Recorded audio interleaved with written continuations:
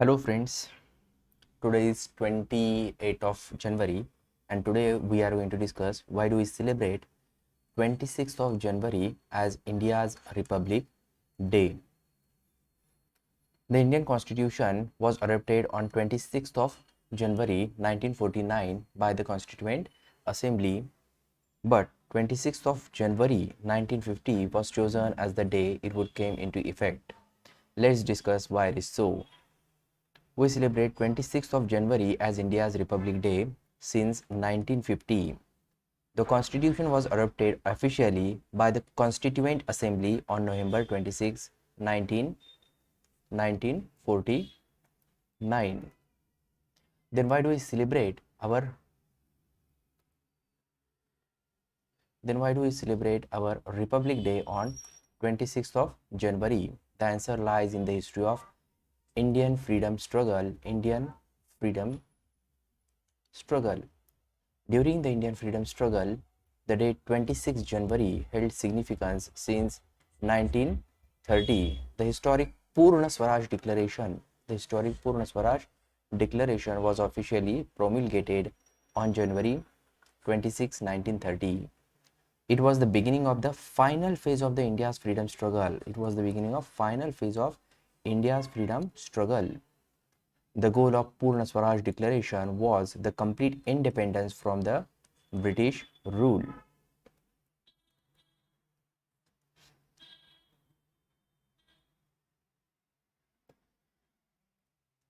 The context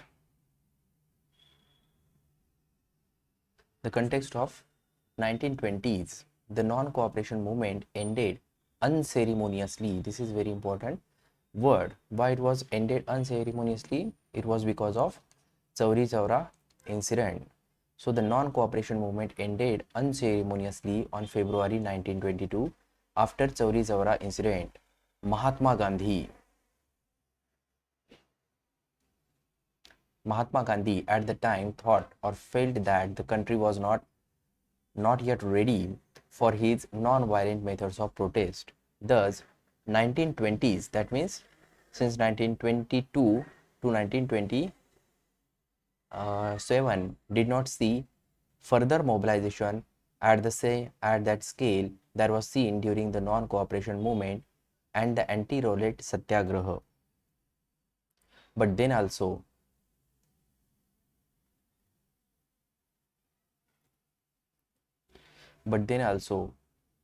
1920s were very significant. Now we have to discuss these two important points. This is one, this is two. Then also 1920s were very significant. There was a rise of revolutionaries like Bhagat Singh and Chandrasekhar Azad. Second point was the coming the age of new generation of Indian National Congress leaders such as Jawaharlal Nehru, Subhash Chandra Bose, Vallabhbhai Patel and C. Rajagopalachari. All these collectively laid the ground for the future course of India's freedom struggle during 1920s. In 1927, the British authorities appointed Simon Commission. It was a team of 7 members under the Sir John Simon. The aim of the commission was to deliberate means discuss. The aim of the commission was to deliberate the political reforms in India, but the members included were all Europeans. This act of the British authorities sent a wave of outrage and discontent across the country. For the first time since 1920s, protest against the Simon Commission or British government spread nationwide.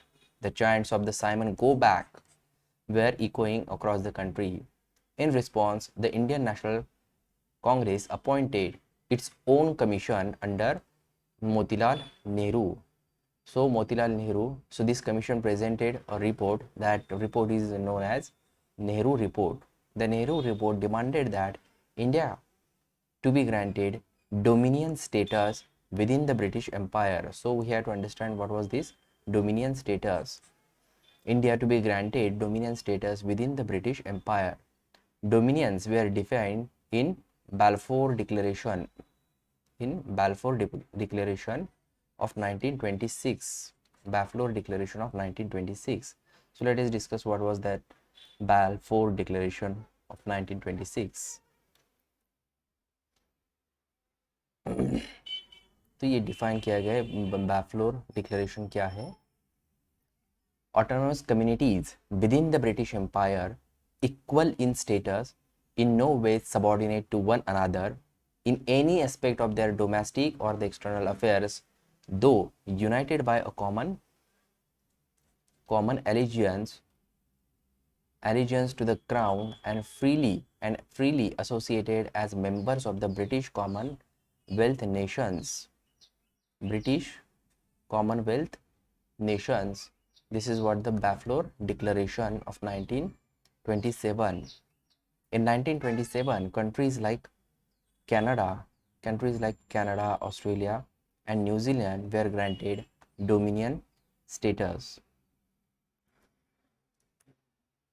So there was a disagreement within the Congress over this issue, whether we want dominion status or Republic India. Dominion status or Republic India.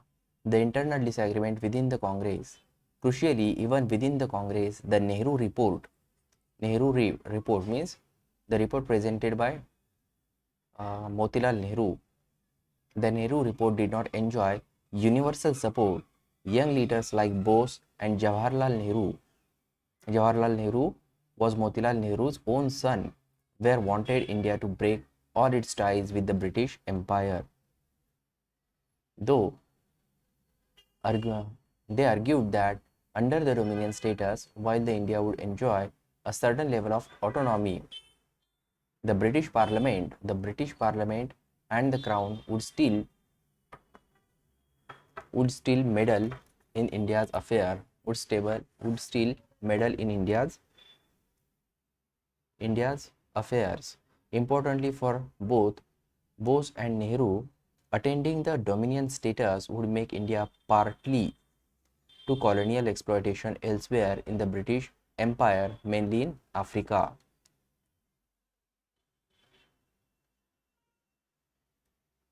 With far more radical views worldwide, far more radical worldviews than their predecessors, Bose and Nehru looked at anti-colonialism not only as a local political issue for India but in a more global sense. However, Mahatma Gandhi was still very much for the dominion status, arguing that it would be a welcome step in India's anti-colonial struggle. His views would soon change. Viceroy Irvine goes back on his word. In 1927, Viceroy Irvine had vaguely, he was not confidently, with no guarantee. In 1927, Viceroy Irvine had vaguely announced that India would be granted dominion status in future, known as the Irvine Declaration. It was warmly welcomed by the Indians, but faced massive backlash in Britain. The British population was still pro-empire, and India was seen as empire's crown jewel. Importantly, as the world economy went back into recession, the India was arguably Britain's most valuable colony, with its vast land resources and population crucial for its economy. Thus, under the pressure from back from home, Irvine went back on his word. In a meeting with Mahatma Gandhi and Muslim League's Muhammad Ali Jinnah and few other leaders, he said that he could not promise India dominion status anytime soon. This would be a turning point as the Congress grew increasingly united, increasingly united on the issue, with the British unable to follow through on even reasonable reforms. Indians was Indians supported increasingly radical radical views, radical goals, a fully independent republic being one of the first. Declaration of Purna Swaraj. Declaration of Purna Swaraj. The Lahore session of the Indian National Congress convened in December 1922. On December 19, the historic Purna Swaraj Declaration was passed in the session. Purna Swaraj literally means total self-rule or sovereignty. The Purna Swaraj resolution.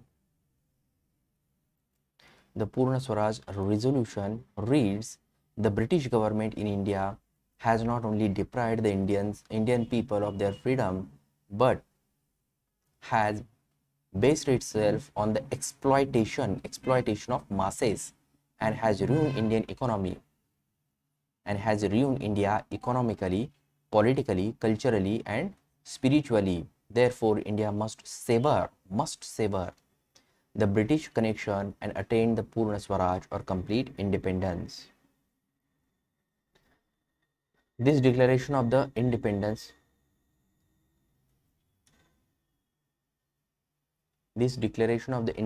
was officially promulgated on January 26, 1930. The Congress urged Indians to come out and celebrate independence on that day. The Indian tricolor was hosted across the country by the Congress party workers, and patriotic songs means देशभक्ति के गीत, patriotic songs were sung as the country reconfirmed its strategy for independence.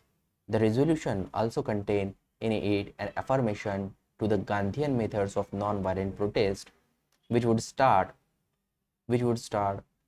almost immediately after the Purna Swaraj Day was celebrated. Purna Swaraj Day was celebrated. What was the Purna Swaraj Day? 26 January 1930. Historian Mithi Mukherjee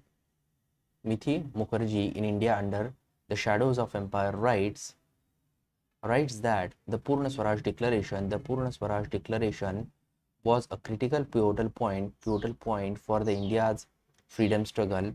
It is with the declaration that India's national movement shifted from language of charity to the language of justice.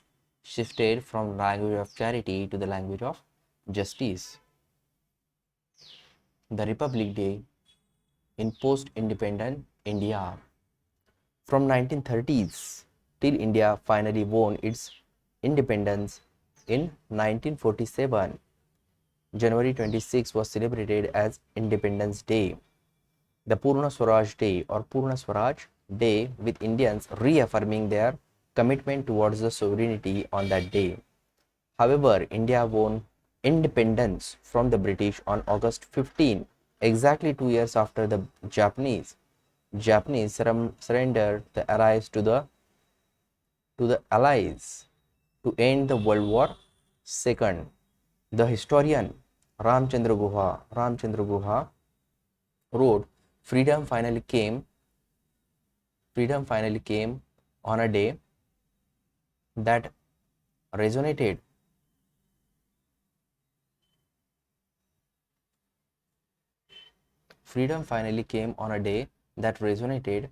with imperial pride rather than the nationalist sentiments. Thus, when the leaders had decided on a day to promulgate the India's new constitution, January 26 was thought to be ideal. Not only did this date already hold nationalist significance, the constitution in many ways reflected the Purna Swaraj declaration of the 2 decades back.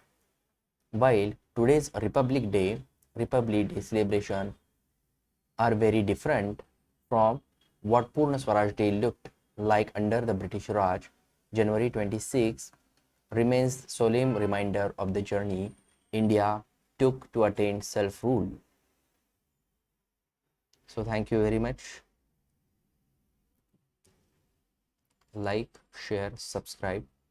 So this was about why we celebrate 26th January 26th January as our Republic Day. Thank you very much.